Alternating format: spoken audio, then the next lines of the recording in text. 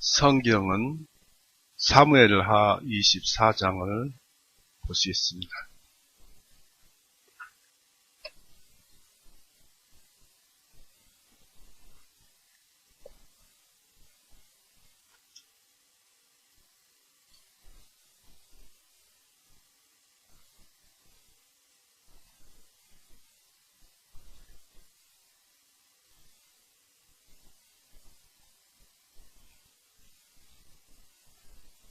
사무엘하 24장 1절에서 9절 말씀 같이 읽어 보시겠습니다. 읽습니다. 또 다시 이스라엘에 대한 주님의 분노가 불같이 타오르니 주님께서 그들을 치시려고 다윗을 움직이셔서 그들을 향하여 말하게 하시기를 가서 이스라엘과 유다를 계수하라 하십니다.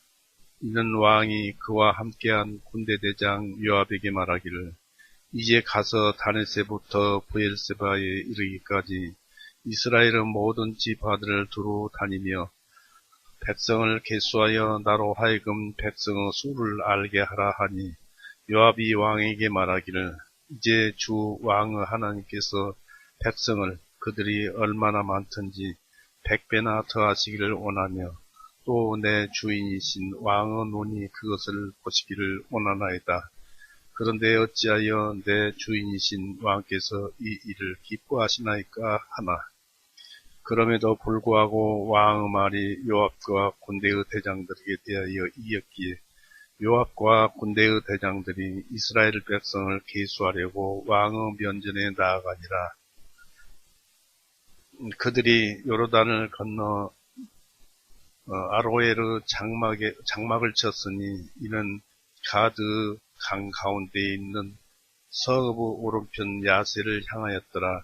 그때 그들이 길르앗과 닷딤 훗사의 땅으로 가고 다나얀으로 갔으며 시돈을 돌아서 두로우 견고한 요새로 가고 히 사람들과 가나안 사람들은 모든 성읍들로 갔다가 유다의 남쪽 곧 브엘세바에까지 이르니라.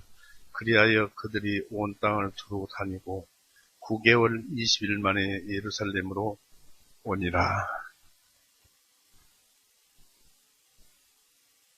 기도하시겠습니다. 사랑이 많으신 하나님 아버지, 언제나 은혜와 사랑 가운데서 모든 인간을 구고 살펴보시고 또 특히 주님의 말씀을 받아들인 자를 더욱 사랑하셔서 오늘도 이렇게 불러 모으시고 우리에게 이 사무엘하 24장 말씀으로 우리의 심령을 더 굳건히 또 강건하게 해서 모두 하여금 믿음 안에서 살게 하며 또 하나님을 믿는 것이야말로 생생한 살아있는 믿음이요 저 천국에 온전히 입성되어 있는 믿음인 줄을 우리가 알고 또한 따릅니다. 이렇게 오늘 또 이 말씀을 주님께서 풀어주실 때 사람의 생각이나 뜻은 보태지지 않고 주님의 음성만 들려주게 하시옵소서. 또 후하옵기는 이 세상의 모든 사람들이 이와 같은 성경 말씀을 듣고 오로지 주님의 참 말씀에 따라서 살기를 원합니다.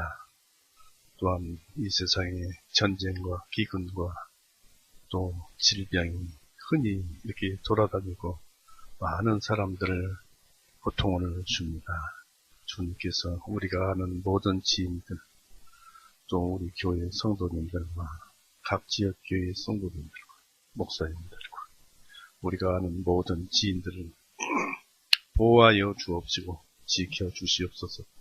오늘도 주님만 드러나시옵소서. 감사드리며 예수님의 이름으로 기도드렸습니다. 아멘. 네, 반갑습니다. 날씨가 춥죠? 일기는 영하 10도까지 내려간다고 했습니다만 현재는 6도를 영하 6도로 이제 조금씩 올라가는 것 같아요. 날씨는 춥지만은 이 말씀은 우리에게 언제나 온기를 가져다 줍니다. 이 사무엘 24장은 구약에 기록되어 있지만은 신약과 구약을 아우르고 또한 이 말씀이 우리 거듭난 그리스도인들에게 아주 귀한 말씀이 됩니다. 어떤 말씀은 다 귀하지 않겠습니까만은 아주 귀한 말씀이 되어서 우리로 하여금 많은 것을 깨닫게 합니다. 얼마 전에 그 민수기 19장 말씀을 듣고 그 전에 우리가 보았었습니다만 그 말씀을 듣고 오늘날에 또 복음의 말씀을 연결해서 보니까 구약 말씀이나 신약 말씀이나 그 시대만 달랐을 뿐이지 그 의미는 대동소이하더라 하는 것을 우리가 이제 알게 됩니다. 생각하면 생각할수록 그런데 이 사무엘 24장은 참 깊이가 깊습니다. 다윗이 보다시피 1절에 보니까 하나님께서 이스라엘에 대해서 주님의 분노가 불같이 타오르니 주님께서 그들을 치시려고 다윗을 움직이셔서 그들을 향하여 말하게 하시기를 가서 이스라엘과 유다를 계수하라 하시니라. 이 계수하라는 것은 이스라엘 백성을 전쟁에 나가서 싸울 수 있는 20세 이상 된 남자의 수를 세라는 것입니다. 그런데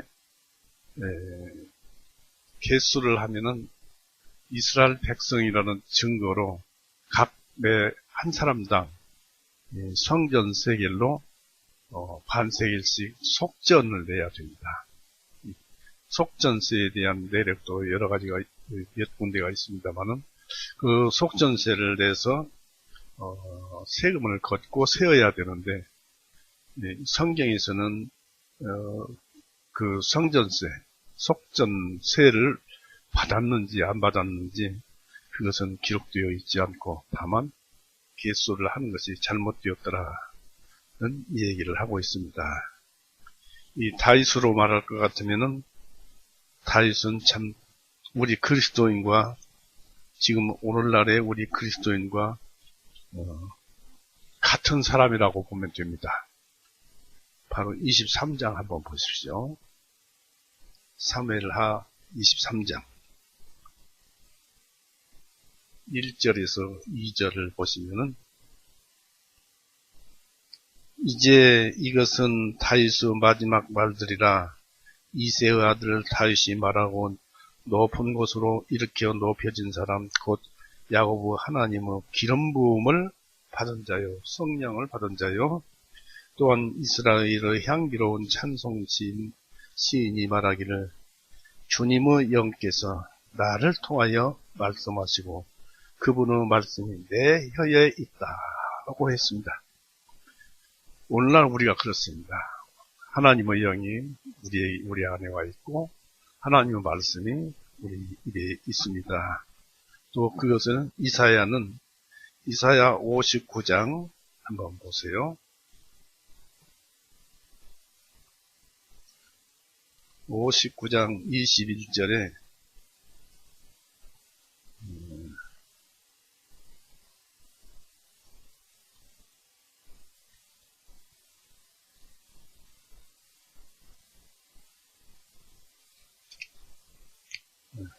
주가 말하노라 나로 말하면 이것이 그들과 내 언약이라 내 약속인데 내 위에 있는 내 영과 내 입에 있는 내 입에 둔 내 말이 내 입과 내 씨의 입에서와 내 씨의 씨 입에서 떠나지 아니하리니 이제 영원토록 떠나지 아니하리라 주가 말하노라 했습니다. 그래서 우리에게는 성령님과 말씀이 항상 우리 안에 있다는 것을 여기 얘기하고 있죠.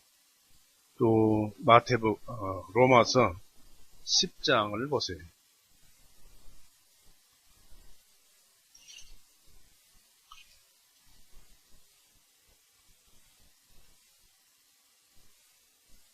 로마서 10장을 보세요.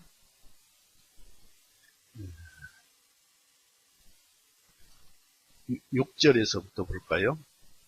로마서 10장 6절에서부터 믿음에서 난 의는 이같이 말하기를 내 마음에 누가 하늘로 올라가겠느냐 하지 말라 하였으니 말씀을 가지러 하늘로 올라가겠느냐 하지 말라 하였으니 이는 그리스도를 위로부터 모셔 내리려는 것이요 또한 누가 깊음 속으로 내려가겠느냐 하지 말라 하였으니 이는 그리스도를 다시 죽은 자들로부터 모셔 올리려는 것이라.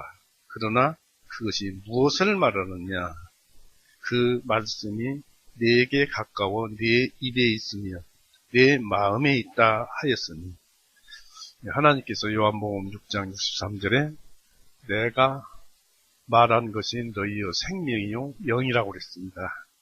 그래서 내 마음에 있다 하였으니 영이 마음에 있고 곧 우리가 선포하는 믿음의 말씀이라 하고 했습니다. 이와 같이 다윗은 하나님의 말씀이 그 안에 있고 하나님의 마음이 그 안에 있던 사람입니다. 그런데 이제 이렇게 개수를 하지 말아야 하는데 개수를 했어요. 그래서 큰 잘못을 저질렀죠. 이런 기록은 역대상 21장에서 또 기록되어 있습니다. 한번 보시죠.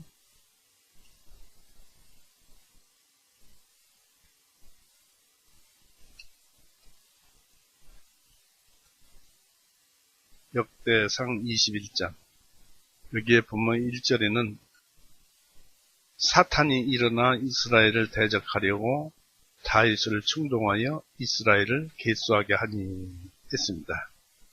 이렇게 해서 30절까지 이 얘기가 반복되어 있는데 이것은 이제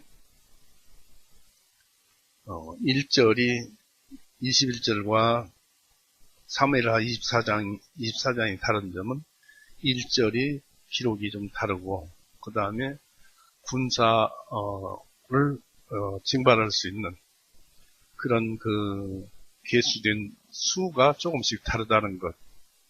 그리고 또 성전 나중에 이제 다윗이 회개하고 하나님께 제단을 쌓아서 하나님께 번제를 드릴 때 그 기지값으로 사무엘 하는 은 50세겔, 사무엘 상은 금 600세겔입니다.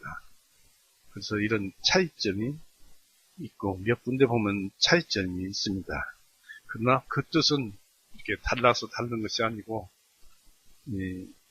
전체를 읽다 보면 당연히 달라질 수밖에 없었구나 하는 것을 우리는 알게 됩니다. 속전세를 받으라고 했는데 그걸 안 받았어요.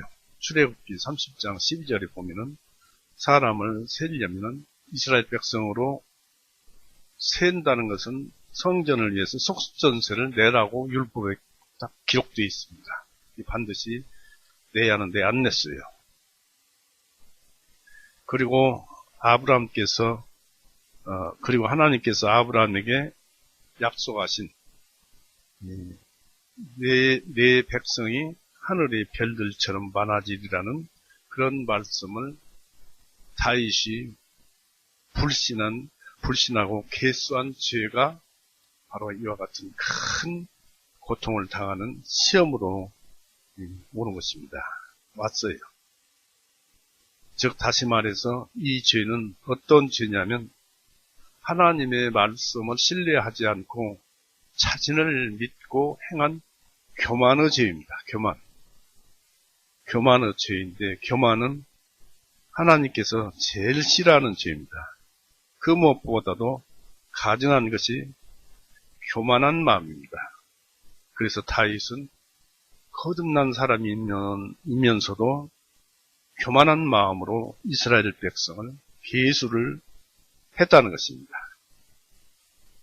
히스기야도 이 교만한 마음으로 잘못했다가 아주 그 후손들이 바벨론으로 포로로 끌려가서 그 많은 사람들이 고통을 받는 그런 사실이 있죠. 그 교만한 히스기야 교만을 한번 볼까요? 열왕기하 열왕기하 20장.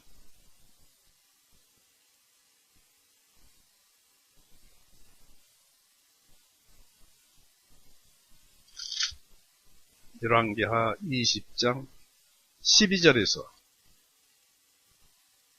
부터 나오는데, 이때가 어느 때냐면 하나님께서 히스기야의 생명을 15년을 더 연장해 주시고, 그 다음에 이제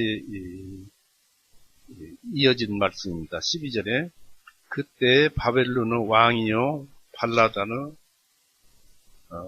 아들 브로닥 발라단이 히스기야에게 편지들과 예물을 보냈으니 이는 히스기야가 병들었음을 그가 들었기 때문이라. 히스기야를 위문하려고 사절을 보냈는데 13절에 그때 히스기야가 그들의 말에 귀를 기울이고 그들에게 자기의 귀중품 창고와 은과 금과 향료들과 값진 향료와 병기고와 그의 보물 창고에 있는 모든 것을 보여주었더라. 히스기야가 그의 궁궐에서 그의 모든 왕국에서 그들에게 보여주지 아니한 것이 없었더라 했습니다. 그 이스라엘의 찬란한 문명과 하나님을 섬기는 그 모든 기구들, 또 그 모든 법궤 같은 거, 이런 보니까 은과 금과 모든 그 보물들을 다 보여주더라 이것입니다. 그러니까 이 사절이 이 보물에 탐을 내고 왕에게, 바벨론 왕에게 얘기를 해서 언제든지 이스라엘을 침략해서 그 모든 것을 빼앗을 결심을 하게 됩니다. 결국 빼앗아 갔죠. 이게 무엇 때문에 일어난 사건이냐. 이렇게 이스라엘이 훌륭하다, 부자 나라다, 이런 것을 바벨론 사절단에게 자랑하고 구경을 시켜줬다는 죄입니다. 이게 교만입니다. 사람은 항상 교만해서 그 교만에서 헤어나오들 못할 때가 많습니다. 다윗도 이 가증한 교만한 마음으로 이스라엘 백성을 계수를 했다는 것입니다. 다윗의 이 죄는 바로 다윗의 교만이 백성에게 번지는 만국의 길로 접어드는 위험천만한 범죄였습니다.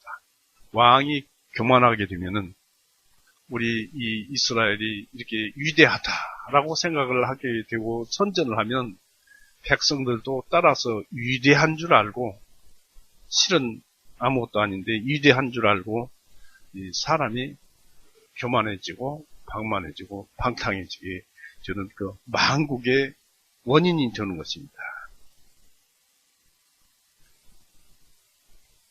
그렇게 위험천만한 것이 이 교만의 범죄였는데, 이 다윗은 하나님의 축복 탓으로 돌려야 할 인구 증가를 자기가 증가시킨 것이냐 뽐내려는 그 행위, 바로 교만을 행했던 것입니다. 하나님은 이러한 범죄 전에 이스라엘 백성의 범죄를 미워하고 있었습니다. 왜냐하면 우리아에 대해서 시작된 이 다윗의 범죄, 밧세바를 범하고 또 우리아를 전쟁에 나가서 맨 앞장서서 죽게 만든 다윗의 그 범죄, 또 거기에 따른 동참된 그 병졸들의 범죄, 그리고 다윗의 아들, 그로 인해서 다윗간에 피가 계속 흘렀죠. 다윗의 아들 압살롬의 그 반역과 세바의 반역, 이렇게 해서 이스라엘을 둘로 갈라놓으려는데 동참해서 사람들이 하나로, 나라가 하나로 뭉쳐지지 않았어요. 하나님을 섬기는데 하나가 안 되었더라 이것입니다.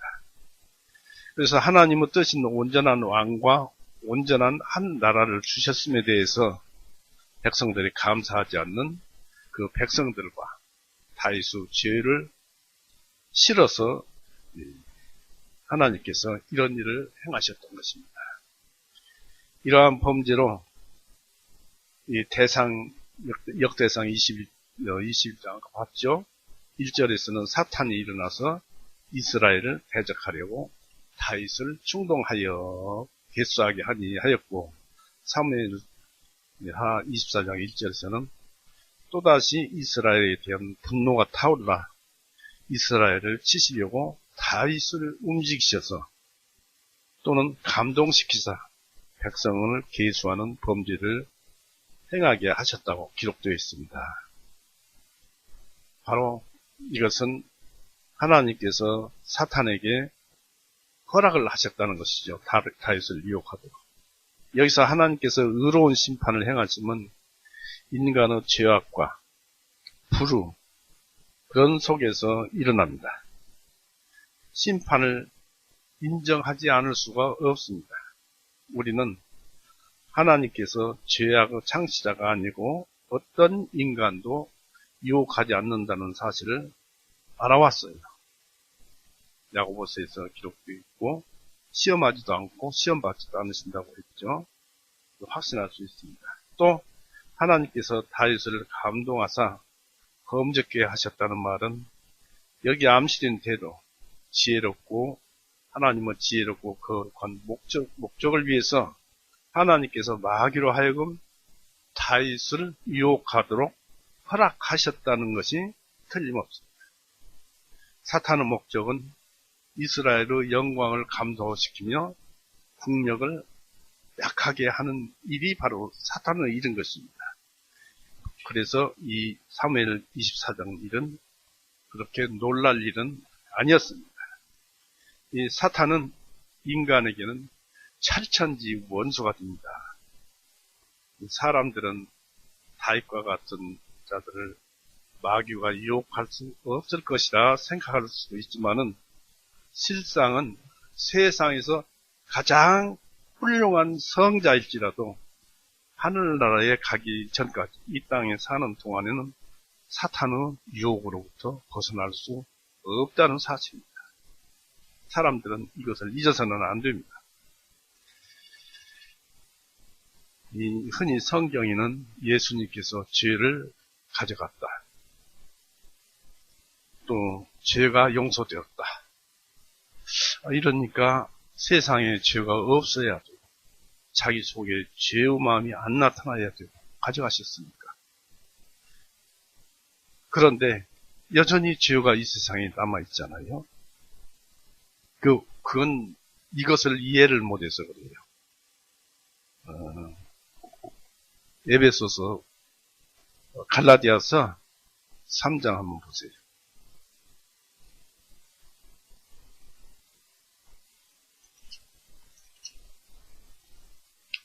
갈라디아서 3장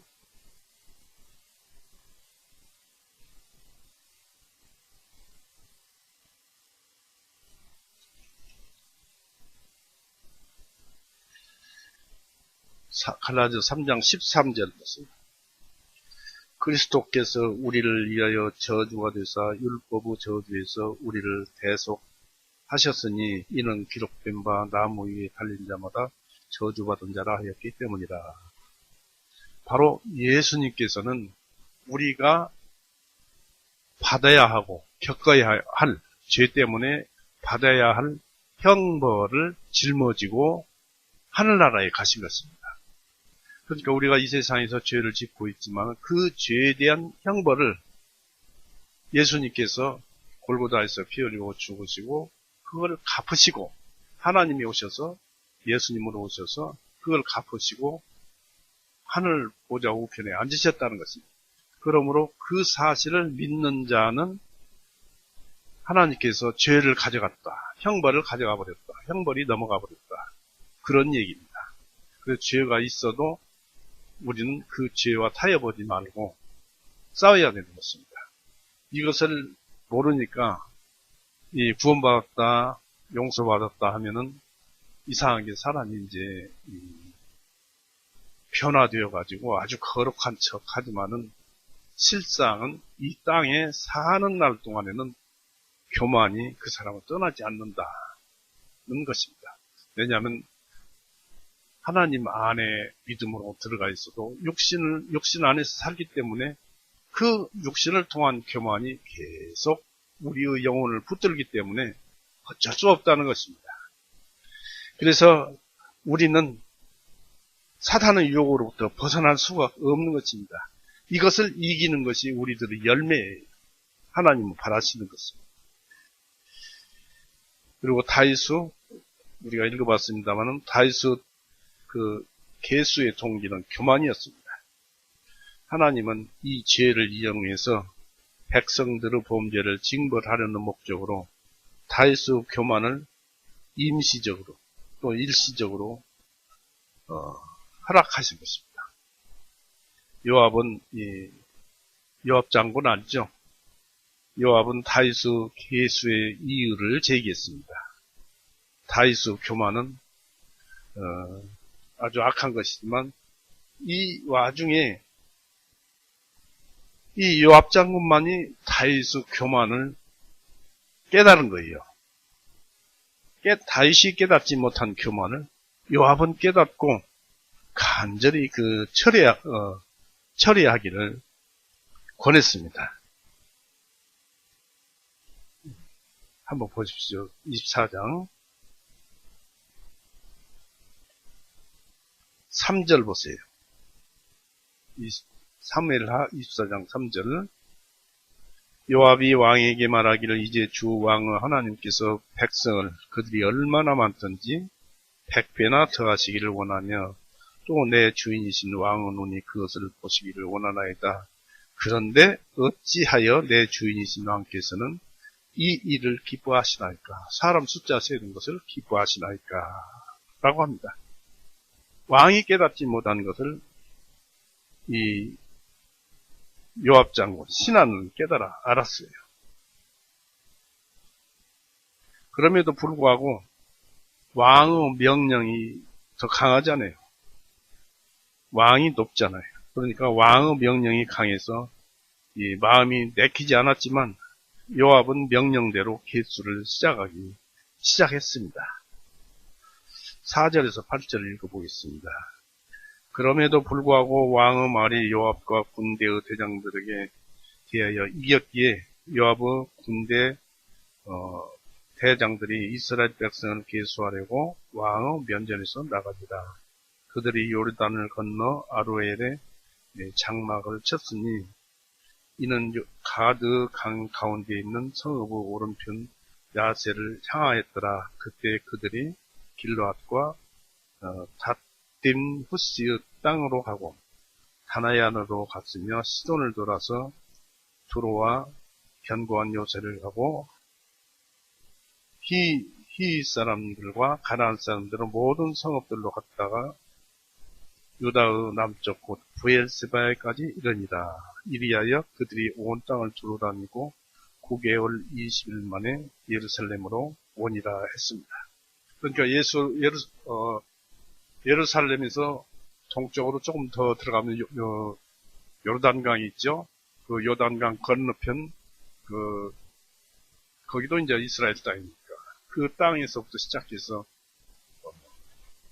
북쪽 그 단지방까지 시돈까지 돌아서 다시 최하 남단 그 부엘세바까지 전부를 돌아서 이 백성의 수를 셌는데 여기서 보니까 9개월 20일이 걸렸다고 그랬습니다. 한마디로 이제 호구조사를 한 것이죠.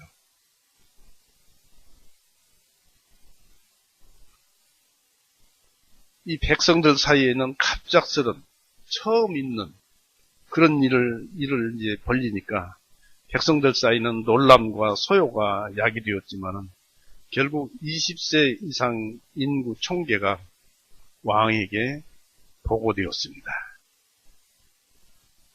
400년 전 여호수아가 이스라엘 백성을 인도하고 가나안 땅으로 입주한 인구 2배를 겨우 넘는 숫자였습니다. 민수기 26장을 살펴보면은 인구 숫자가 병사가 60만 2천 명이었는데 지금 개수한 숫자는 130만 명이니까 2배가 조금 넘지요. 그런데 가나안 땅은 땅이 그렇게 넓은 땅이 아닙니다. 거기에 130만이 살았다면은 처, 자식, 아들, 부모까지 있다고 보면 굉장히 많은 숫자가 600만 명이 살았다면 굉장한 것입니다. 많은 숫자가 그 땅에 살았습니다. 그래서 한번 살펴보시죠. 9절. 요압이 왕에게 백성의 총 숫자를 올렸으니 이스라엘의 칼을 뺄 수 있는 용사가 80만이요 유다의 사람들이 50만이라 합쳐서 130만 명. 이제는 24장 10절에서는 17절까지는 인구 조사에 대한 징벌이 기록되어 있습니다. 읽어가면서 설명을 드리겠습니다. 이 다윗은 자기 죄를 회개했어요. 그래서 그 죄로 벌을 받습니다. 개수에 대해서 회개를 했어요. 그런데 벌을 받습니다.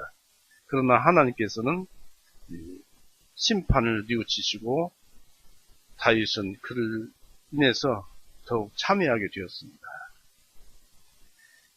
사람은 말이죠, 이상하게 범죄가 끝날 때까지, 죄를 다 지을 때까지는 양심이 가만히 잠자고 있습니다. 가만히 있다가 범죄가 완성되는 날, 죄를 다 지은 그 순간에 양심은 너 죄 지었다 라고 알려주는 것이 양심입니다.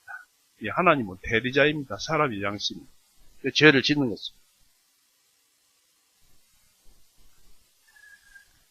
바로 다윗은 요압의 계수가 끝나고 자신에게 보고된 날, 그날 밤에 다윗의 양심이 눈을 뜨자 즐거움으로 기대했던 바로 그 순간 양심은 가책을 느꼈습니다.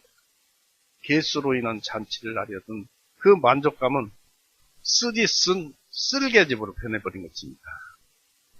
죄의식이 기쁨을 변질시켜버렸습니다.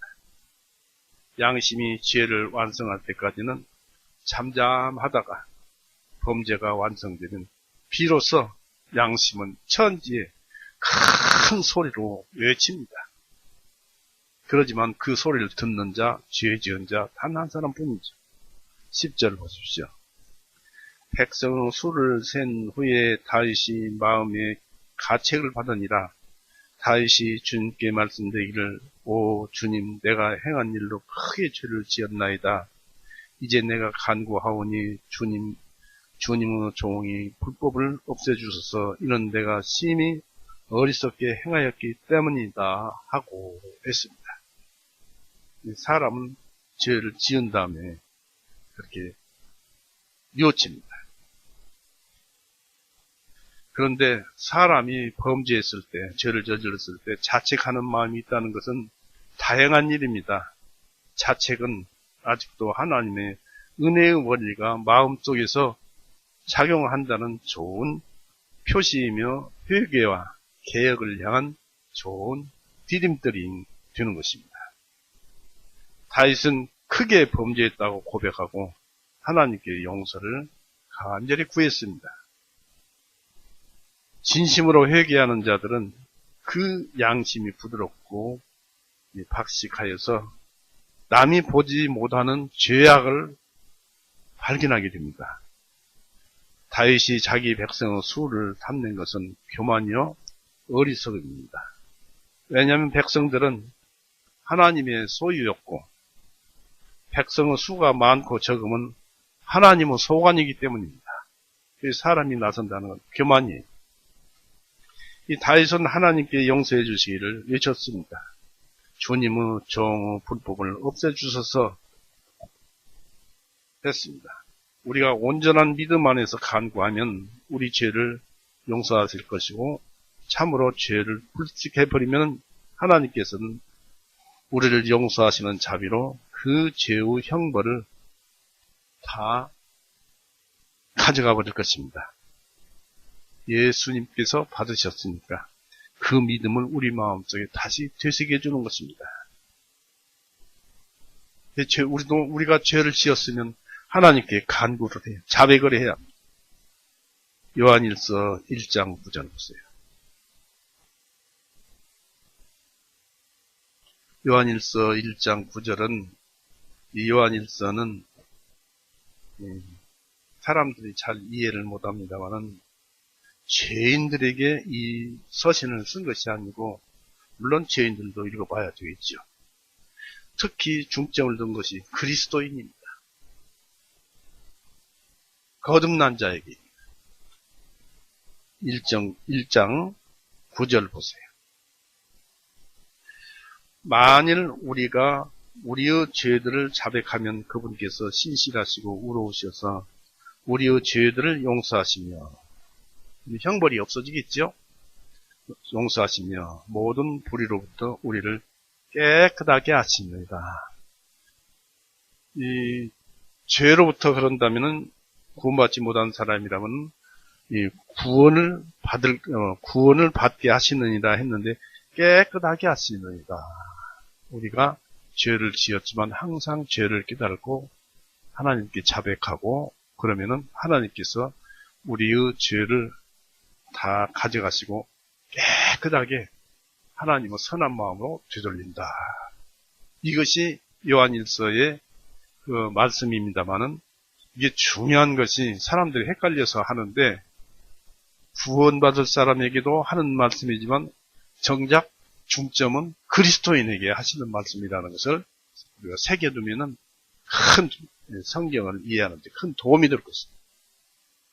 이 다윗은 밤새도록 전전긍긍했고 안식을 얻지 못했습니다. 아침이 되어서 때때로 다윗이 잠을 구했던 선지자 갓을 불러서 자기가 범죄를 저지른 것에 대해서 자문을 구하려고 했지만은 하나님은 다윗의 그 마음을 미리 아시고 선지자 갓에게 미리 다윗에게 할 말을 지시를 했습니다. 찾아보세요. 11절.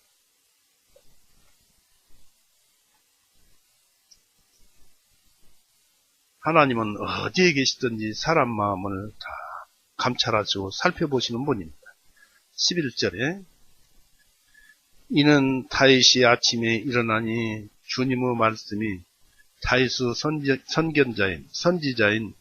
선견자인 선지자 갓에게 임하여 말씀하시기를 가서 다윗에게 말할지니라. 주가 이같이 말하노라. 내가 네게 세 가지를 제시하노니 그 중 하나를 택하라.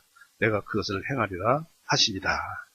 그러니까 다윗이 미리 하나님께 구하려고 갓을 불렀는데 하나님께서는 미리 이 다윗이 어떤 말을 할 것인가를 알고 선지자 갓을 보내서 어림없는 소리 말하라 라고 하듯이 세 가지를 제시하노니 형벌입니다. 그것이.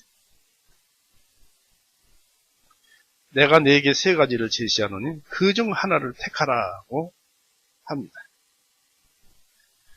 이 다윗은 자신의 교만과 계수라는 범죄에 대한 징계를 받아야 한다는 것입니다. 그것은 하나님께서 미워하시는 7가지 죄 중에서 첫째 가는 것이 교만입니다. 교만이 참 무서운 죄예요. 사단의 본성이 교만이 있잖아요. 무서운 죄예요. 잠언서 6장을 보세요.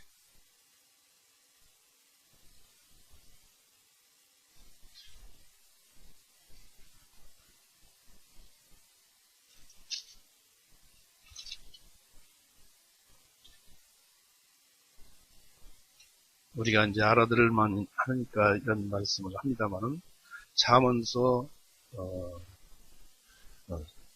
6장 17절을 보세요. 잠언서 6장 17절.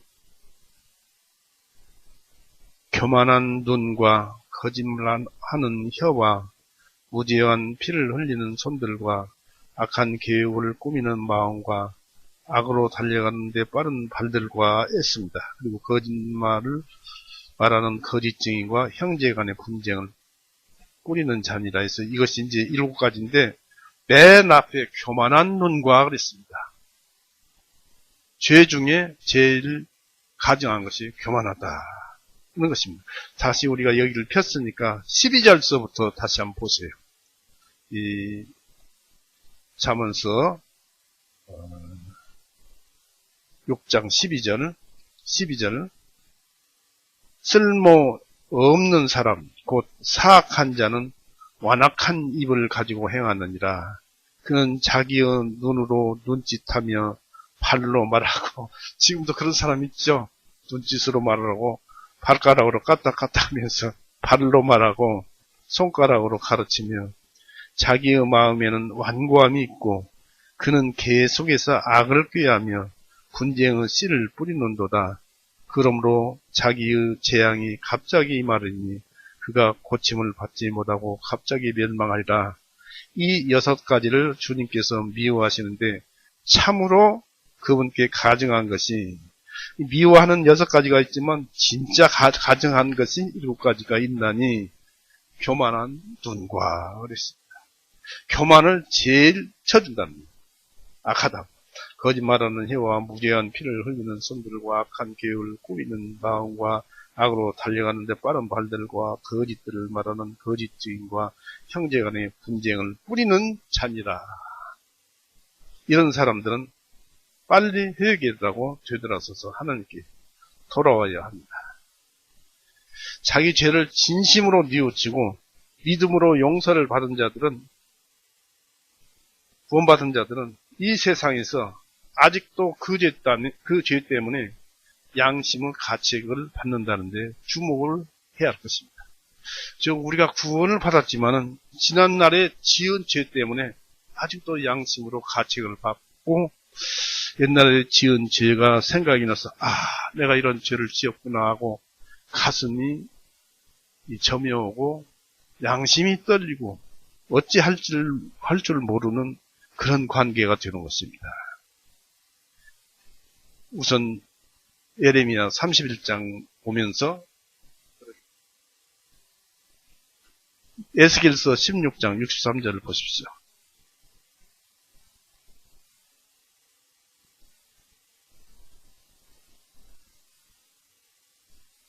에스겔서 16장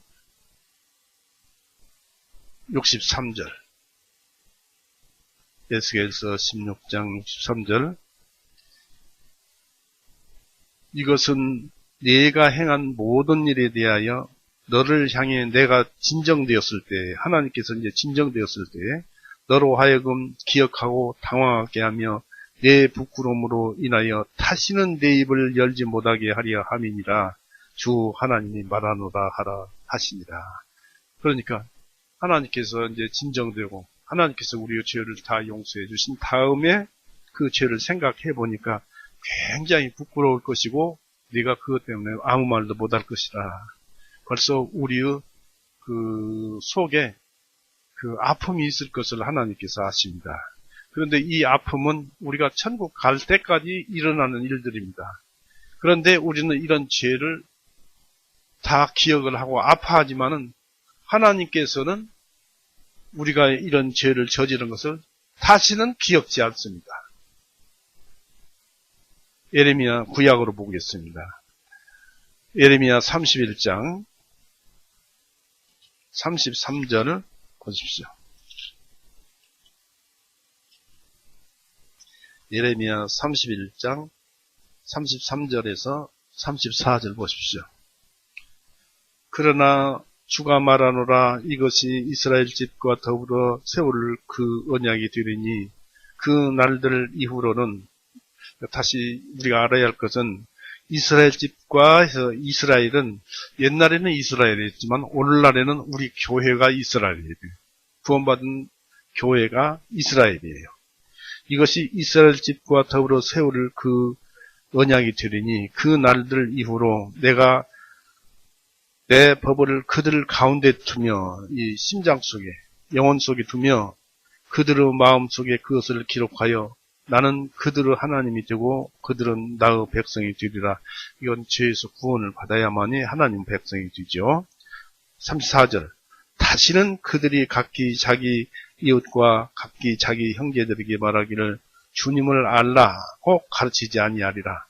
구원받으면 주님 하나님을 알라 말라 할 필요가 없잖아요. 다 마음속에 하나님은 다 오시고 있기 때문에 자연이 하나님을 아니까, 스스로 아니까, 성령 계신 것도 알고, 예수님 계신 것도 알고, 하나님 계신 것도 아니까, 알라고 하지, 가르치지 아니하리니, 이는 그들 모두, 즉, 그들 가운데 가장 작은 자로부터 가장 큰 자에 이르기까지 나를 알기 때문이라. 이 요한복음에도 예수님을 아는 것이 생명이라고 했습니다. 내가 그들의 죄악을 용서할 것이며 다시는 그들의 죄를 기억하지 아니하리라. 주가 말합니다. 우리는 죄를 기억하지만은 우리 죄를 용서하신 하나님께서는 우리가 옛날에 지은 모든 죄를 용서하지 않을 것이다 이것입니다. 왜냐하면 우리는 예수님에게 붙어있는 자입니다. 예수님에게 붙어있는 자지 죄에 붙어있는 자가 아닙니다. 육신이 죽어버리면 죄가 땅에서 죽는 것이고 우리는 거기에서 분리되어서 하나님께로 부활 육신을 하나님께서 은혜로 부활하게 하셔서 저 천국에 알맞는 영적 육신으로 우리의 거듭난 영혼을 입히셔가지고 하늘로 데려가게 되면 죄가 없어져 버리잖아요. 그러니까 하나님께서는 죄를 기억지 않고 그때에는 우리도 우리 죄를 기억지 않습니다. 그러나 이 땅에 살 동안은 왜 그렇게 우리의 가슴을 찌게 하고 조마조마하게 하고 그렇습니까? 구원을 받을 때 교만하지 말라는 것입니다. 그 얘기, 교만하지 말아라. 이제 본문에 돌아가서 다윗은 자기 백성의 수를 자랑하고자 계수했습니다. 그러므로 그 징계는 백성의 수를 줄이는 것이 되었습니다. 하나님께서는 우리가 교만으로 그 무엇을 원하면은 오히려 가지고 있는 그 무엇을 빼앗아 버림으로써 우리에게 고통의 재료가 되게 하십니다. 그 징계는 백성이 그 연루되는 징벌이 되어야만 했습니다. 하나님께서 이스라엘을 향해 진노하셨기 때문입니다. 1절에 기록되어 있죠. 직접 저수지 수문을 연 것은 다윗의 계수라는 범죄였지만 홍수가 일어나게 한 것은 백성 전체의 죄였던 것입니다. 다윗과 이스라엘에게 하나님은 12절, 13절을 통해서 어떤 징벌을 받을 것인지, 형벌을 받을 것인지 선택하라고 하셨습니다. 한번 읽어볼까요? 12절, 13절, 13절을 보시겠습니다. 이에 가시 다윗에게 와서 그에게 알려 말하기를 왕의 땅에 7년 동안 기근이 오게 하리이까? 아니면 왕의 원수들이 왕을 뒤쫓는 동안 그들 앞에서 3개월 동안 도망하시겠나이까? 아니면 왕의 땅에 3일 동안 전염병 또는 온역, 역병 3일 동안 전염병이 있게 하리이까? 이제 나를 보내신 분께 내가 무엇으로 답변해야 할지 생각해 보소서. 형벌을 너희는 안 받을 수가 없다. 아무리 내가 회개하고 잘못했다고 해도 형벌은 필연적이다. 이 세 가지 중에서 택일 하라고 하나님께서 선지자 갓을 통해서 다윗에게 전한 것입니다. 하나님은 어떤 분이시냐면 차마 악을 보지 못하시는 분입니다. 눈곱만큼도 악을 싫어하시고 악을 눈으로 그것을 뜨고 보지를 못하시는 분입니다. 이렇게 선하신 분입니다. 하박국 한번 보십시오. 하나님의 성품을 보십시오. 이런 분 앞에 죄를 짓는다는 것은 참 하나님의 인내가 대단하시다는 것을 알 수 있어요. 하박국 1장 13절.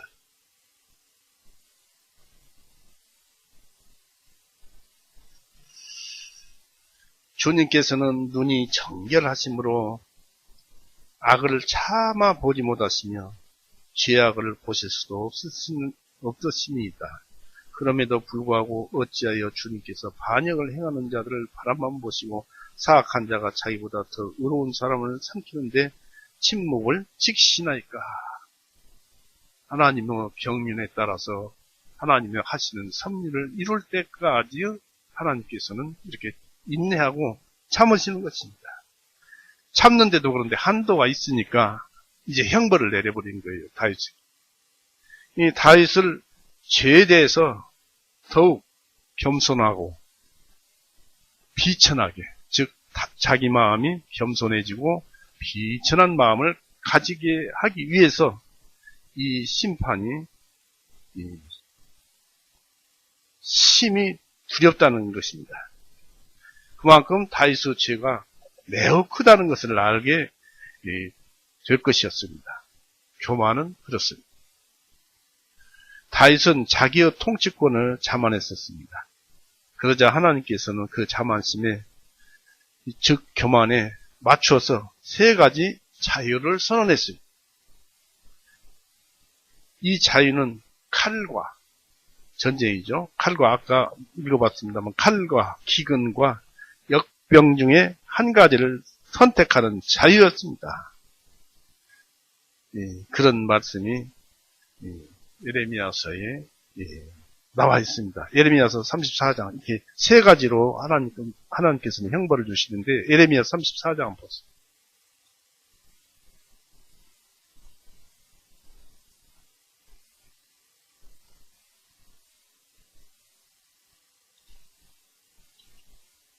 예레미야 34장 17절을 보세요. 그러므로 주가 이같이 말하노라. 너희가 각기 자기 형제와 각기 자기 이웃에게 자유를 선포함이 있어서 내게 귀를 기울여 듣지 아니하였노라. 주가 말하노라. 보라, 내가 너희로 인하여 칼과 전염병과 기근에게 자유를 선포하며 또 내가 너희를 땅의 모든 왕국으로 옮겨지게 하리라는 이 세 가지의 형벌을 여기서 나오는 것을 우리가 알 수가 있습니다. 또 예레미야서 15장 2절 보세요. 15장 2절, 예레미야서 15장 2절. 때가 이르러 만일 그들이 내게 말하기를 우리가 어디로 가리까 하거든 너는 그들에게 말할지니 주가 이같이 말하노라.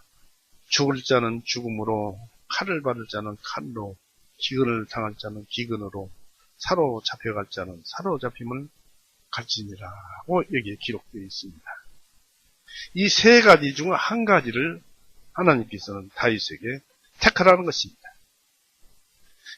하나님은 그런 징계 속에서도 다윗을 완전히 배척하지 않으시고 여전히 교제하심이 있고 다윗에게 고통을 주시는 중에도 다윗이 고통을 잘 견딜 수 있게 하신다는 것은 우리에게 대단히 시사하는 바가 많습니다. 이 다윗에게 그것을 알리심으로써 다윗을 격려했습니다. 너는 형벌을 받아라. 형벌을 받아야 된다는 것입니다. 잠언 3장 32절을 보십시오.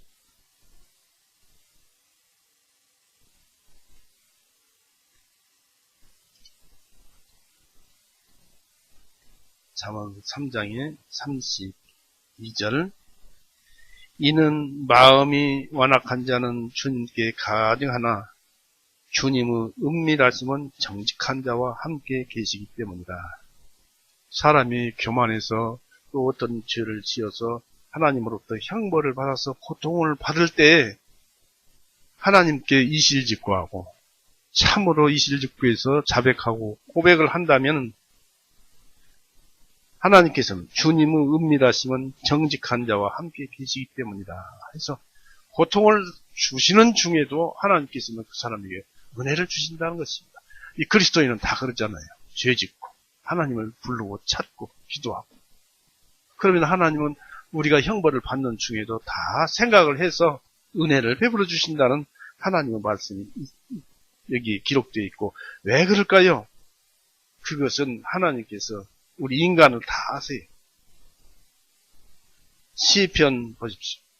시편 103편.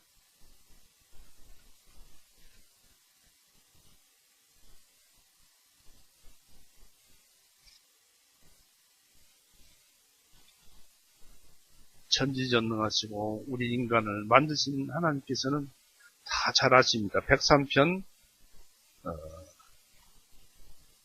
13절에서 14절을 보시겠습니다. 13절, 14절, 15절은 아버지가 자기 자식을 불쌍히 여긴 같이 주님께서도 자기를 두려워하는 자들을 불쌍히 여기시니라. 이는 그분께서 우리의 체질을 아시며 그분께서 우리가 먼지인 것을 기억하시기 때문이라. 사람으로 말하면 그의 날들은 풀과 같고 그의 영혼은 들의 한 꽃과 같아서 했습니다. 그냥 사라져버린다는 것입니다. 근데 14절 더 보십시오. 그분께서 우리의 체질을 아시고 우리 인간이 흙으로 만들어졌잖아요. 죽어야 하잖아요. 고통당해야 이런 거 다 잘 아신다는 것입니다. 그러니까 우리의 체질과 우리의 처지를 하나님께서는 너무나 잘 아시기 때문에 하나님은 우리를 사랑하셔서 고통받는 중에도 은혜를 주신다는 것입니다. 그래서 하나님은 우리에게 쉽게 깨달으라고 히브리서 12장을 주셨어요. 히브리서 12장 한번 보세요.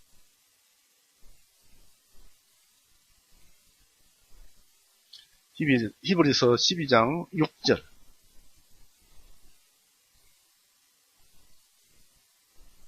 이는 주님께서 자신이 사랑하시는 자를 징계하시며 자신이 받으시는 아들마다 채찍질 하시기 때문이라 하신 것이다.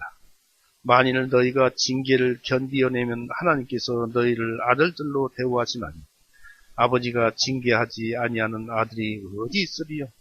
그러나 징계는 누구나 받는 것이거늘 너희가 징계를 받지 아니한다면 너희는 사생자들이요 친아들들이 아닙니다. 하나님께서 주시는 형벌은 고스란히 그대로 인내하고 받아야 한다. 받는 중에 하나님을 간구하게 될 것이고 하나님은 그 마음을 살피시고 그 은혜의 보답을 해주시는 분이 하나님이십니다. 이제 그 소식을 전해 들은 다윗은 고통스러웠겠죠. 선지자 갓은 다윗에게 세 가지를 알려주었으니까 잘 생각해 보시고 자기를 보내신 하나님께 무엇을 택할 것인지 무엇을 택했는지 그것을 말하게 하라고 말을 했습니다. 우리같이 이렇게 말씀을 전하는 자들도 위임받은 사명의 그 실적을 보고하지 않으면 안 되는 것입니다. 우리도 성경 말씀에 하나님이 우리에게 주시는 그 사명에 의해서 내가 무엇을 했느냐 하는 것을 하나님께 보고해야 할 것입니다. 다윗은 칼의 심판만큼은 반대를 했어요. 세 가지 형벌 중에서 칼의 심판만큼은 반대하고 나머지 두 심판에 대해서는 하나님의 뜻에 맡깁니다. 다윗은 한 가지를 피한다 해도 또 다른 재난에 빠져야만 했습니다. 참으로 죄는 교만은 인간을 큰 곤경에 빠뜨린다는 것을 명심해야 할 것입니다. 지혜롭고 선한 사람이라도 자신의 어리석음에 곤경을 자처하는 경우가 많이 있습니다. 그래서 우리는 조심해야 한 걸음 한 걸음을 내릴 때마다 생각하고 또 생각하고 그러나 자기 생각으로 말고 성경 말씀으로 생각해 봐야 합니다. 이 다윗은 이 사람의 손에 빠지지 않게 해주시기를 간청했습니다. 적에게 석 달간 도주한다면 다윗의 온갖 그동안 쌓아온 신앙적 승리와 전쟁의 승리와 영광은 먹칠하고 또 하나님과 이스라엘의 적들에게 교만한 행동을 야기시킬 그런 경우가 도달할 것이었습니다. 그쯤 되면은 다윗의 피해는 복구 불능의 상태가 될지도 모를 일이었습니다. 성경 보십시오. 14절 보세요. 다윗이 갓에게 말하기를 내가 큰 곤경에 처하였도다. 주님께서는 긍휼이 크시니 이제 우리가 주님의 손에 떨어지고 나로 하여금 사람의 손에 떨어지지 아니하게 하라. 적군으로부터 침략을 받아서 칼이나 이런 것들을 하니까 적에게 떨어지지 말고 그냥 하나님께서 주시고 싶은 대로 원역이든지 기근이든지 그것을 내려주시기를 바라노라라고 한 것입니다. 우리가 여기서 할 것은 대적자는 여기서 나오는 대적자, 적군, 칼, 이것은 하나님의 손입니다. 즉 칼로 치는 것은 적군으로 그 다윗을 치게 하는 것은 하나님이 보내시는 칼입니다. 시편 17편 13절에 그렇게 기록되어 있습니다. 그러나 기근이나 전염병 같은 심판은 하나님의 손에서 직접 나옵니다. 그 모세의 누이가 나병이 갑작스레 걸렸죠. 그것도 하나님의 손에서 나온 것입니다. 이 두 가지 천벌은 하나님께서 용서하셨음을 보다 빨리 깨닫게 하려는 짧은 심판입니다. 온역과 기근은. 그러나 다윗은 암시적으로 기근보다 덜 할 것으로 보이는 전염병을 은근히 바랐던 것 같습니다. 죄로 인해서 하나님의 자비로운 모든 소망에서 차단된다는 것은 우리가 두려운 일이죠. 이 전염병도 무서운 것입니다. 히브리서 10장 31절 보십시오.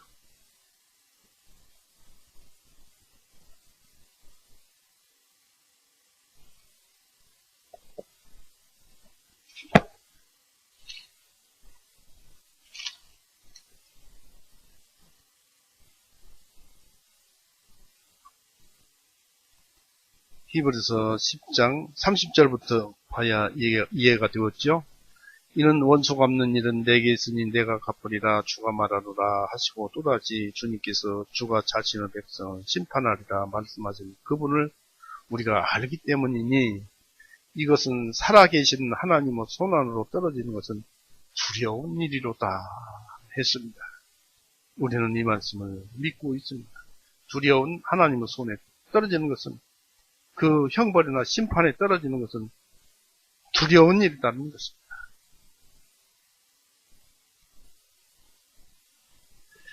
그래서 이런 것 중에 모든 일을 만들어내는 것 중에 교만이 제일이다 이것입니다.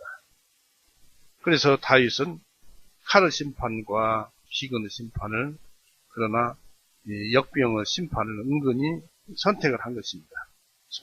사람 손에 빠지지 않게 해주시기를 하나님께 간청합니다. 라고 가세에게 얘기를 한 것입니다. 이 적에게 석 달간 도주한다면은 다윗의 아까 말한 대로 온갖 신앙적 승리와 이 영광을 다 먹칠을 하고 하나님과 이스라엘 적들에게 교만한 행동을 야기시킬 것이었습니다. 신명기 32장 보십시오.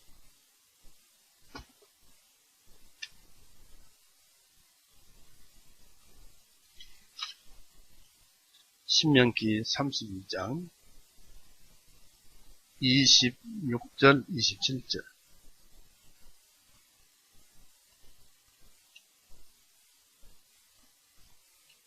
내가 말하기를 내가 그들을 사방에 흩어서 그들의 기억을 사람들 중에서 끊어지게 하리라 하였으니 내가 원수 진노를 두려워한 것이 아니며 그들의 대적들이 스스로 이상하게 행동할까 하며 그들이 말하기를 우리의 손이 높은 까닭이요 주님께서는 이 모든 일을 행하신 것이 아니로다 할까 염려하미로다. 상대 적군이 우리를 치는 것은 하나님의 형벌인데 상대 적군은 하나님께서 그들을 시켜서 우리를 치게 하신 것을 자기들이 능력이 있어서 치게 한 걸로 생각할까 봐서 그것이 염려된다라는 말씀입니다. 바로 이와 같은 것입니다. 이 두 가지 형벌이 전쟁이 그랬습니다. 저 칼로 치는 그것이 바로 이런 것을 야기시킨다는 것입니다. 이 다윗은 하나님께 형벌을 내맡겼어요. 그러면서 뭐라고 했느냐면 주님께서는 긍휼이 크시니, 긍휼이라는 단어는 불쌍히 여기셔서 도와준다는 뜻이 긍휼입니다. 이 긍휼이 크시니 이제 우리가 주님의 손에 떨어지기를 원하노라라고 가세에게 전하도록, 하나님께 전하도록 14절로 얘기를 합니다. 14절에 다윗이 가세에게 말하기를 내가 큰 긍휼이 체했도다. 주님께서는 긍휼이 크시니 이제 우리가 주님의 손에 떨어지고 나로 하여금 사람의 손에 떨어지지 아니하게 하라 하니라 했습니다. 여기서 대적자는 하나님의 손입니다. 즉 사람은 하나님이 보내시는 칼입니다. 그러나 기근과 전염병 같은 심판은 하나님의 손에서 직접 나옵니다. 이 두 가지 천벌은 하나님께서 용서하셨음을 보다 빨리 알게 하려는 짧은 심판이라는 것을 우리가 아까도 말씀을 드렸습니다마는 기억을 해야 할 것입니다. 왜냐하면 이 심판들이 엄하고 엄중하기 때문에 그렇습니다.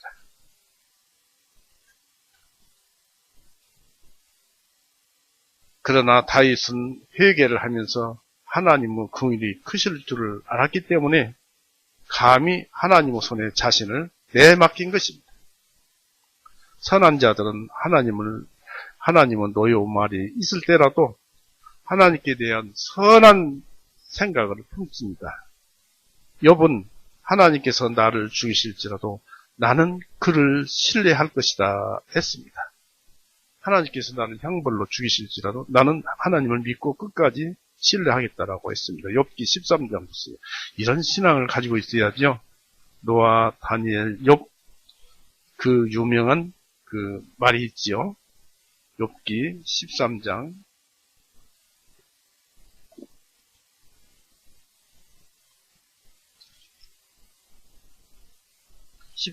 15절.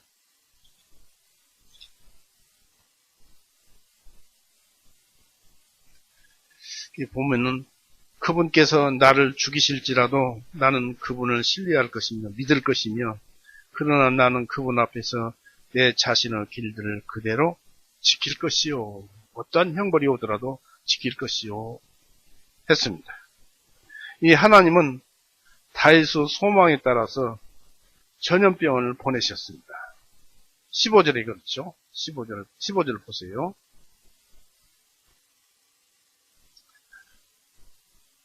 그러므로 주님께서 아침부터 정해진 때까지 이스라엘 위에 전염병을 보내시니, 역병을 보내시니 단에서부터 브엘세바에 이르기까지 백성 중에서 7만 명이 죽으니라. 하루 동안에 7만 명이 죽었어요. 순식간에 역병이 발생해서 하루에 7만 명이 죽었어요.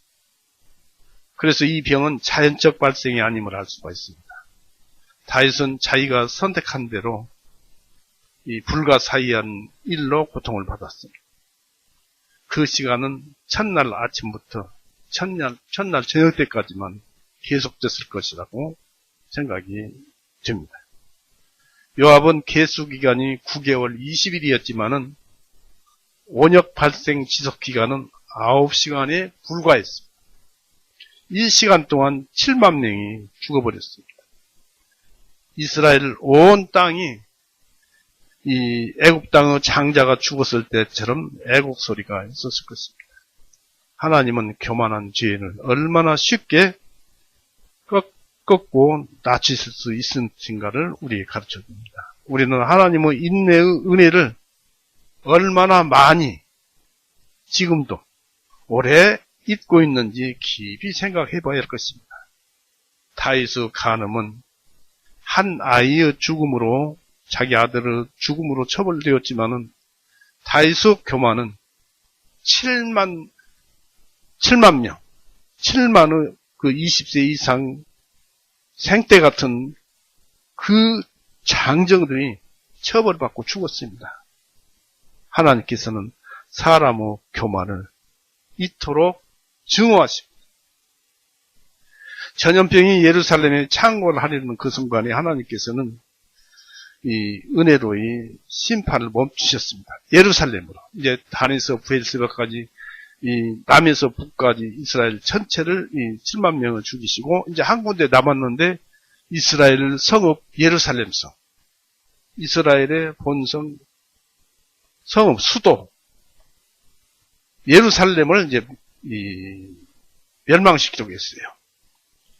그래서 어떻게 멸망시켰는가 봤더니 천사가 칼을 빼어들고 손을 가리키면 죽는 것입니다. 전염병이 창궐을 하려는 순간에 하나님께서 은혜로 이 심판을 멈추셨는데 천사는 아예 예루살렘을 멸망시키려고 손을 내밀 때 하나님은 재앙 내리심을 후회하시고 뉘우치시고 예루살렘의 재앙을 멈추셨습니다. 특히 예루살렘은 다른 어느 도시보다도 죄악이 많았었을 것이며 또 하나님께서 가장 증오하시는 교만이라는 악이 심했을 것입니다. 하나님은 재앙을 내리셨음을 후회하셨습니다. 뉘우치셨습니다. 하나님은 본래 당신의 마음을 바꾸시지 않습니다. 하나님은 한 마음이니까 하나님이에요. 어제나 오늘이나 동일하고 회전하는 그림자도 없으신 분이 하나님입니다. 이 하나님 마음이 회전하고 왔다 갔다 하고 바꾸면 하나님이 아니에요. 그런데 여기에서 뉘우치셨다, 후회하셨다는 말이 나오거든요. 찾아볼까요? 16절을 보세요. 24장 16절. 천사가 그의 손을 예루살렘으로 내밀어 예루살렘을 멸망시키려 했을 때 주님께서 그 재앙으로부터 후회하시고 백성을 멸망시킨 그 천사에게 말씀하시기를 그것으로 충분하도다. 이제 내 손을 멈추라 하시니 주님의 천사가 여부수 사람 아라우나의 타작마당 곁에 있었더라고 여기 기록되어 있습니다. 그러나 마음이 회전하는 그림자도 없고 왔다 갔다 하는 것도 없고 어제나 오늘이나 동일하고 성경책이 구약을 읽었다 신약을 읽었다 왔다 갔다 하면서도 성경책이 다 이렇게 하나로 연결이 되냐면 말씀이 어제나 오늘이나 동일하고 신약의 말씀이나 구약의 말씀이나 한순간에 다 같은 말씀이고 똑같이 일어나는 말씀이니까 구약을 읽어도 신약을 읽어도 뜻이 다 마찬가지인 거예요. 한 입에서 나온 한 분 입에서 나온 말씀이 같은 거예요. 족하다 하셨습니다. 천사에게 족하다. 내 손을 멈추라. 여기서 어떻게 해서 이런 말씀이 나왔을까?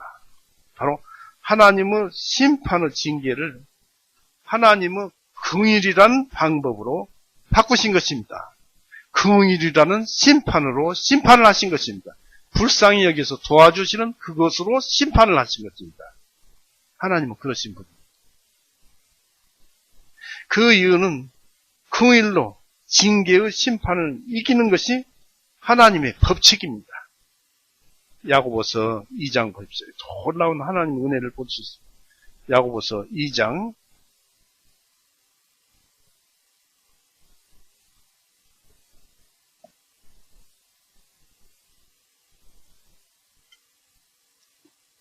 2장 12절 13절입니다. 너희는 자유롭게 하는 법으로 심판받을 자같이 말도 하고 행하기도 하라. 이는 긍휼을 보이지 아니하는 자에게는 긍휼을 없는 심판이 있기 때문이라. 긍휼은 심판을 이기고 기뻐하느니라 그랬습니다. 그러니까 하나님께서 형벌로 심판하는 것보다도 오히려 긍휼로 심판하는 것이 더 강력하고 큰 형벌이라는 것입니다. 하나님은 그 방법을 쓰신 거예요. 너희는 말도 하고 행하기도 하되 이는 너희는 자유롭게 하는 법으로 복음의 법으로 심판받을 자같이 말도 하고 내가 심판받을 것이다 라고 하면은 말을 어떻게 해야 할 것인가 고를 것이죠. 또 행동하는 것도 복음이 어떻게 행하라고 했느냐 해서 그 행하는 대로 행할 것이죠. 그래서 이는 긍휼을 보이지 아니한 자에게는 긍휼 없는 심판이 있기 때문이니 긍휼은 심판을 이기고 기뻐하느니라. 하나님의 긍휼이 형벌을 주는 심판보다 더 크고 강하다. 이것이 하나님의 심판입니다. 이처럼 예루살렘은 법궤를 인해서 수많은 목숨을 건졌습니다. 즉 구약시대 때 죄를 지으면 법궤 앞에 나가서 짐승 한 마리를 피를 흘리고 죽여서 목숨을 건졌지요. 이처럼 그것이 바로 긍휼 아닙니까? 형벌을 받아서 하나님으로부터 징벌을 받아서 죽어야 하는데 그 하나의 짐승을 죽여서 피를 흘리고 죽게 함으로써 다시 그 사람이 생명을 되살잖아요. 이게 왜 그런 말이 성립됩니까? 바로 예수님이 계셨기 때문에 그 말이 성립이 되는 거죠. 예수님이 우리를 위해서 죄를 용서하신 그것이 기초가 되어서 법궤가 있었던 것이고, 그것은 긍휼이었습니다. 하나님은 징계보다 긍휼을 많이 선택하십니다. 형벌보다 긍휼을 많이 선택하십니다. 불쌍히 여겨 도와주시는 방법을 선택하십니다. 예수님은 인간을 심판하시는 골고다의 예수님을 바라보십시오. 바로 긍휼 자체잖아요. 예수님께서 골고다에서 피 흘리고 죽으시고 인간은 모든 죄를 용서하신 것은 바로 예수님, 하나님이신 예수님께서 긍휼을 인간들에게 베푸신 것 아닙니까? 죄 속에서 빠져서 지옥 갈 것을 불쌍히 여기서 도와주신 것으로 인해서 우리를 심판하신 거예요. 지옥 가는 형벌보다 더 강력한 심판으로 심판을 해버린 거예요. 이 강력한 거예요. 그래서 우리는 심판 도중이라도 용기를 얻어서 회개함이 마땅할 것입니다. 왜냐하면 죄 그 자체인 사람의 생명이 멸망시키는 천사로부터 보존되고 있는 것은 우리 구세주 예수님의 사랑의 희생 때문인 것입니다. 골로새서 1장에 나오잖아요. 우리가 그분으로 인해서 예수님으로 인해서 존속되고 있다고. 곧 이 땅에서 긍휼의 심판은 형벌의 심판보다 더욱 강력한 능력과 권세를 힘을 가지고 있습니다.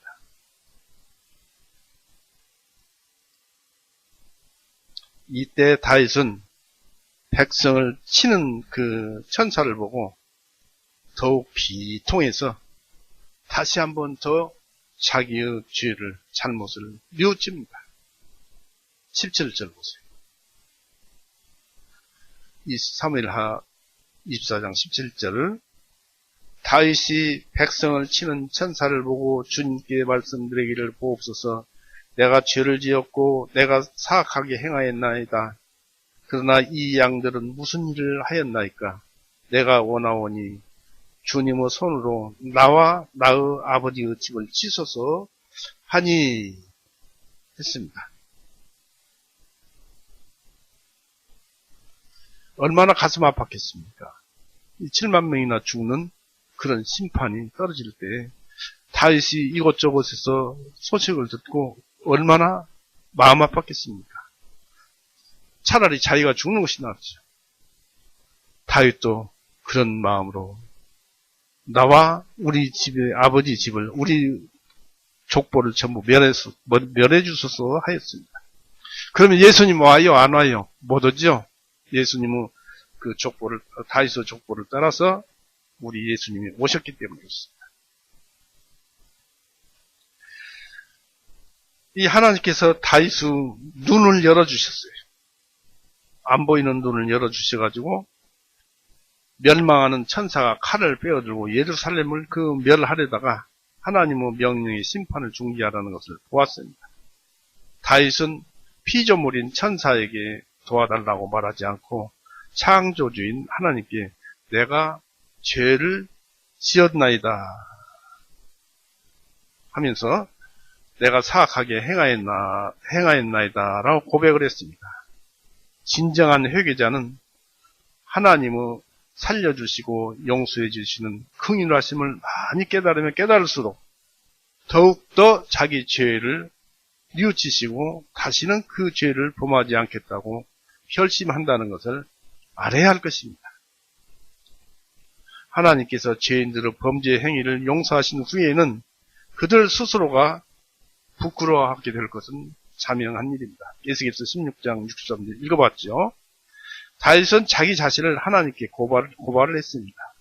보옵소서, 내가 죄를 지었고 내가 사악하게 행하였나이다.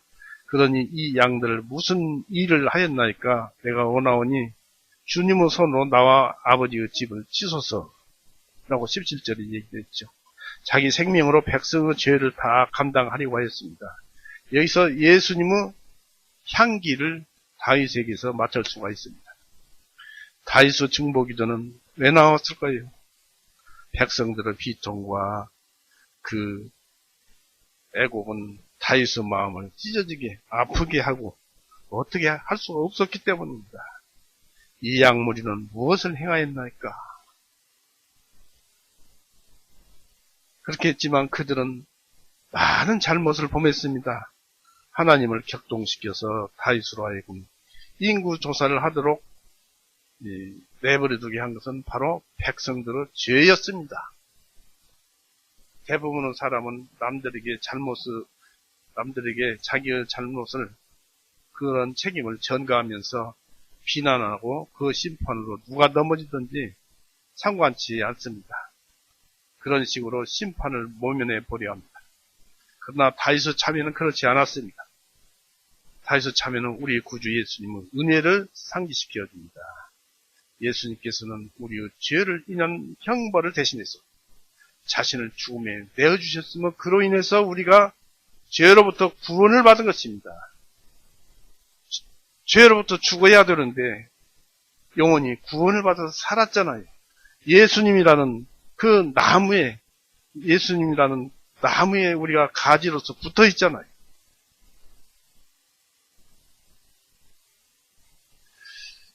그래서 예수님께서 자신을 죽음에 내어주시고 우리 죄를 용서해 주시잖아요. 그로 인해서 우리가 죄로부터 구원을 받은 것이고 또한 씻김도 받은 것입니다. 영혼이 깨끗하게 씻김을 받고 있습니다. 이제 사무엘 좀만 더 하겠습니다. 사무엘하 24장 18절에서 25절인데요. 거기에서는 하나님과 다윗의 교제가 온전해집니다. 다윗은 천사를 본 바로 그 장소에 제단을 세우라는 명령을 받았습니다. 18절 보세요. 그날에 가시 다윗에게 와서 그에게 말하기를 올라가서 여부수 사람 아라우나의 타작마당에 주님께 제단을 쌓으소서 하며 다윗이 가스말에 따라서 주님께 명령하신 대로 올라갑니다. 하나님께서는 다윗의 재차 고백하시는 것을 보시고 다윗과 화해하셨다는 사실을 다윗에게 암시하셨습니다. 왜냐하면 하나님께서 다윗을 죽이기로 정했다면 제사를 연락할 까닭이 없죠. 또 제단을 쌓으라는 명령도 하지 않았을 것입니다. 하나님께서 오늘날 우리에게 영적 제사를 드리라고 권하신다는 것은 하나님께서 우리와 화해하셨다는 위로의 증거가 됩니다. 믿음 안에서 구원을 받고 하나님께 기도한다는 것은 우리가 하나님과 화해가 되어 있다는 사실을 보여주는 것입니다. 하나님과 죄인과 화해는 희생예물로 이루어진다는 것을 알려줍니다. 그리스도는 우리의 위대하신 화목제물이십니다. 율법의 모든 희생제물은 그리스도의 예표였던 것입니다. 멸하는 천사가 그 소를 멈추라고 명령을 받는 것은 우리 예수님이 있어서입니다. 로마서 3장 보세요.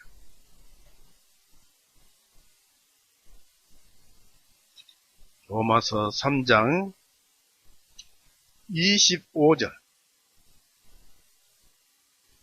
로마서 3장 25절, 이 예수님을 하나님께서 그분의 피를 믿음으로 말미암는 한 화해 예물로 내어놓으셨으니 이것은 하나님께서 오래 참으사 지나간 죄들을 사하심으로 인하여 자신의 의를 밝히 드러내심이요 있습니다. 예수님을 하나님께서 그분의 피를 믿음으로 말미암는 한 화해 예물로 내어놓고 예수님께서 골고다에서 피 흘리고 죽으셨다는 것을 알고 마음속에 받아들인 것을 화해 예물을 하나님께 드리는 것이 되는 것입니다. 그래서 하나님과 화해가 됩니다. 하나님의 심판이 중지될 때 우리는 감사함을 고백하고 주님을 찬송해야 합니다. 이제 우리는 죽음이 두렵지 않습니다. 이 제단은 감사를 드리기 위해서 세워진 것입니다. 이사야 12장 좀 보십시오.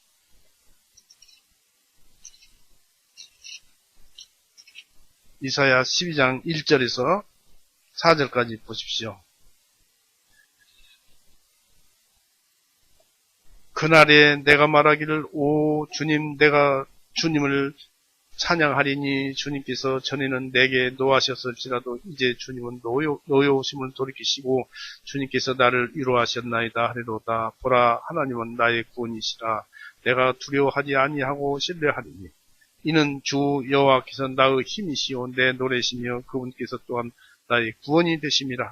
그러므로 내가 기쁨으로 구원의 샘들에서 물을 기르리로다 했습니다. 우리의 생명수 바로 말씀을 계속 들음으로써 우리의 심령을 깨끗하게 하는 가지를 예수님에게 붙어있는 가지를 살찌우게 하는 그런 일이 되는 것입니다. 이 다윗은 제단을 쌓기 위해서 토지를 매입을 했어요. 그 땅의 소유자는 아라오나라는 여부수 사람이라고 기록되어 있죠. 이 사람은 유대기로 개종해서 이스라엘 중심 도성에 거주가 허용되었을 뿐만 아니라 자기 땅을 소유로 가지고 있을 수도 있었습니다. 레위기 25장 29절 30절에 그런 방법이 기록되어 있습니다. 그 땅은 타작마장으로 보잘것 없는 것이지만은 지금은 존귀한 장소가 되었습니다. 다윗은 이 토지 주인을 찾아갔습니다. 절박한 상황임에도 그 땅을 값없이 사용하려 하지 않았습니다. 제단을 세우라는 하나님은 시험하신 분부를 받았음에도 그 땅을 매입해서 값을 치르기까지는 사용하지 않았습니다. 하나님은 불의한 강탈을 미워하십니다. 이사야 61장 8절에 기록되어 있습니다. 다윗은 왕이었지만은 친히 아라우나를 찾아가서 그 땅 사는 일을 하고자 했습니다.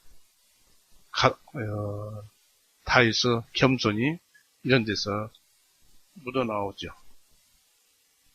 아라우나는 다윗의 방문 이유를 알게 되자 다윗에게 후한 제안을 올렸습니다. 21절, 23절 보십시오. 사무엘하 24장 21절, 23절 아라우나가 말하기를 어찌하여 나의 주인신 왕께서 왕의 종에게 오셨나이까 하니 다윗이 말하기를 내게서 타작마당을 사서 주님의 제단을 쌓아 재앙을 백성으로부터 그치게 하려 함이로다 하니 아라우나가 다윗에게 말하기를 내 주인신 왕께서 좋게 여기시는 것을 취하여 드리소서. 벗어서 여기에 번제의 희생물을 위한 수소들이 있고 나무를 위하여 타작 기구들과 소드로 다른 기구들이 있나이다 하고 아라우나가 왕이시기에 이 모든 것들을 왕께 드리나이다 하고 또 아라우나가 왕에게 말하기를 주님 왕의 하나님께서 왕을 받아주시기를 원하나이다 하매 그랬습니다. 아라우나가 이렇게 말하는 것은 세 가지 이유에서 있습니다. 아라우나는 대제사장가로서 관대한 마음의 소유자였기 때문입니다.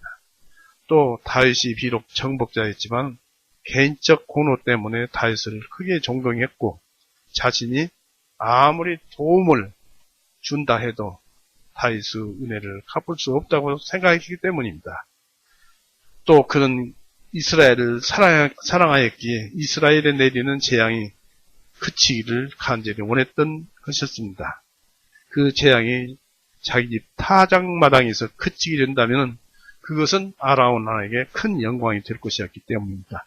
바로 이 타작마당은 아브라함이 이삭을 제물로 바치려고 하던 그 타작마당입니다. 그때도 이삭이 죽을 뻔하다가 하나님께서 한 마리의 양을 보내셔서 다시 살리셨죠. 이 다윗은 충분한 대가를 지불했습니다. 24절에 보니까 왕이 아라우나에게 말하기를 아니라 내가 반드시 값을 치르고 내게서 살이라. 내가 값을 치르지 아니하고는 주 나의 하나님께 번제물을 드리지 아니하리라 하고 이제 다윗이 은 50세겔로 그 타작마당 소들을 사고 하였습니다. 아라우나는 기꺼이 헌납하려 했지만 다윗은 한쌓고 지불하려고 했습니다. 여기는 그럴 만한 충분한 이유가 있었습니다.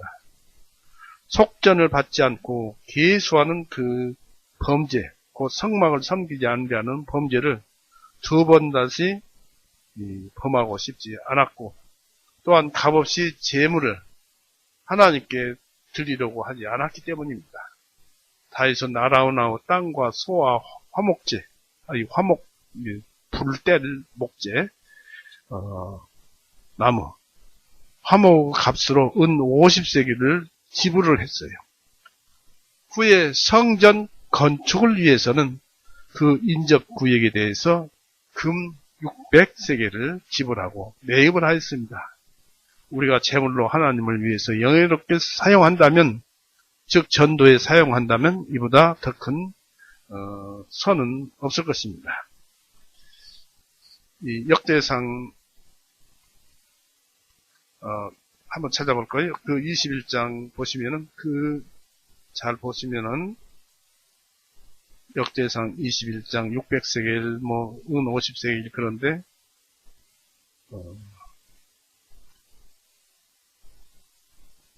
그 25절 21장 25절 다윗이 그 처속값으로 아라우나에게 금 600세겔을 달아 주었더라 했습니다.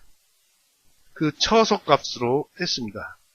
그러니까 또 다른 책에는 이 개역성경에는 기지값으로 그 부근 기지값으로 그러니까 그 지역 성소를 지으려고 그 인근 땅을 다 살 때에는 600세겔을 주고 하나님께 번제 제사를 싸서 하나님께 제사를 드리려고 할 때는 그 좁은 땅만 사면 되었으니까 적은 땅만 사면 되었으니까 50세겔도 충분한 값을 치렀다는 것입니다. 그래서 은 50세겔, 금 600세겔 차이를 여기서 우리가 이렇게 이해를 하고 알면 되겠습니다. 다윗은 단을 쌓고 그 위에 제물을 드렸습니다. 25절에 그곳에서 다윗이 주님을 위하여 제단을 세우고 번제예물과 화목제예물을 드립니다.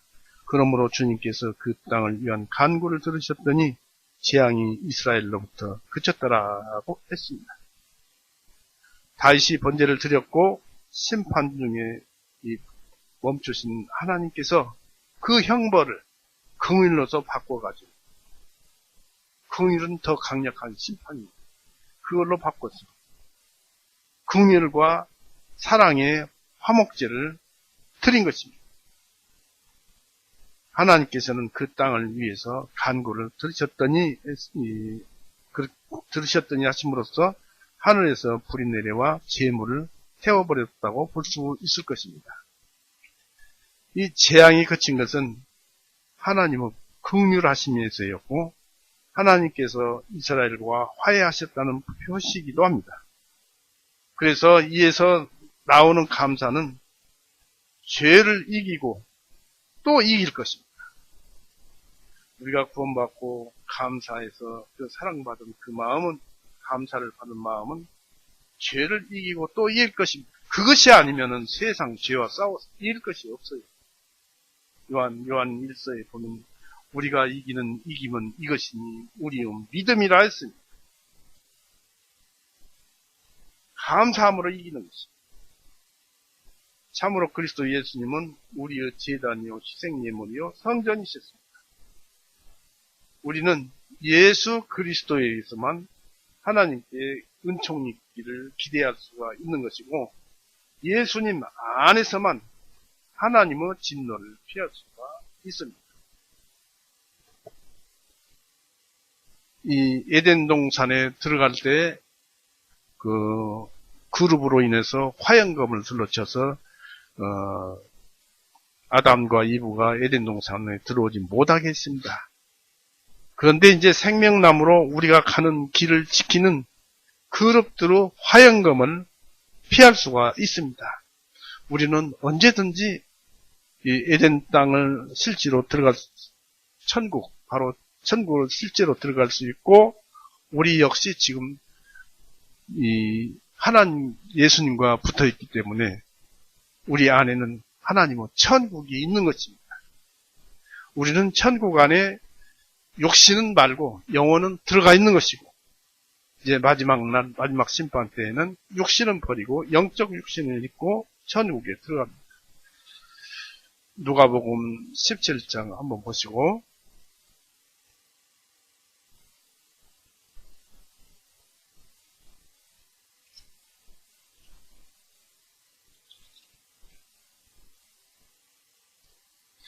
누가복음 17장 21절 보시면은 사람들이 말하기를 이는 보라 여기 있다 보라 또는 보라 저기 있다 하지 못하기 때문에 보라 하나님의 왕국이 너희 안에 있느니라. 사람 안에 있어요. 우리 예수님이 하나님 왕국이에요. 우리 하나님의 왕국이에요. 그분이 내 안에 들어와 있고 내가 그분 안에 들어가 있기 때문에 우리는 하나님 왕국에 들어가 있는 것이고 육신만 버리면 영원한 왕국에 들어가는 것입니다. 그 일을 위해서 이 구원을 받아야 하고 또 천국에서 더 누려야 할 것을 많게 우리의 이 모든 것을 많게 하기 위해서 교만이라는 것을 삭제해버리면 좋겠지만은 교만을 버려야 될 것입니다. 이 세상에서 교만이란 유혹은 항상 있어요. 존재하고. 그래서 우리를 교만시키고 격동시키고 또 그렇게 합니다.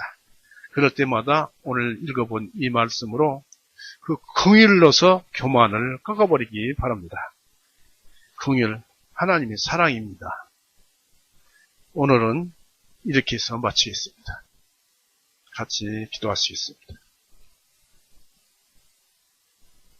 사랑이 많으신 하나님 아버지, 오늘도 은혜 가운데서 오늘 사무엘 24장 말씀을 주셔서 우리로 하여금 교만한 마음을 버리게 하시고 또 그런 중에서 하나님을 찾아서 은혜를 받도록 하라는 그런 말씀을 들었습니다. 또 우리가 배웠다시피 형벌이 우리에게 주어졌다면 그 긍휼로서 이긴 하나님 그 심판을 감사해 해야 할 것이고 우리 역시 하나님의 그 형상을 우리가 담기 위해서 우리가 어떤 모든 사람들을 심판하거나 형벌을 줄 때 긍휼로서 불쌍히 여겨 도와주심으로써 그 사람을 재판하게 하여 주옵소서. 결국 우리는 모든 사람을 사랑할 때 그 사람은 그 사랑을 받아서 자기의 잘못을 이기는 줄 압니다. 이러한 방법을 가르쳐 주셨사오니 주님께서는 항상 우리 안에서 이 주어진 말씀이 소멸되지 않고 살아서 생동하게 살아서 역사하게 하여 주옵소서. 오늘 또 이 말씀을 주셔서 감사합니다. 또 다음 주에 만나는 그 순간까지 우리로 하여금 그 주님 안에서 말씀 안에서 살게 하여 주옵시고 또 건강도 지켜 주옵소서. 우리를 죄에서 영원히 구원해 놓으시고 지금은 하늘보다 우변에서 하나님과 함께 계시면서 하늘에서 온갖 보호와 은혜를 베풀어 주신 우리의 생명 되신 영원한 우리 구세주 예수 그리스도 이름으로 하나님 아버지께 기도 올렸사옵나이다. 아멘. 마치겠습니다.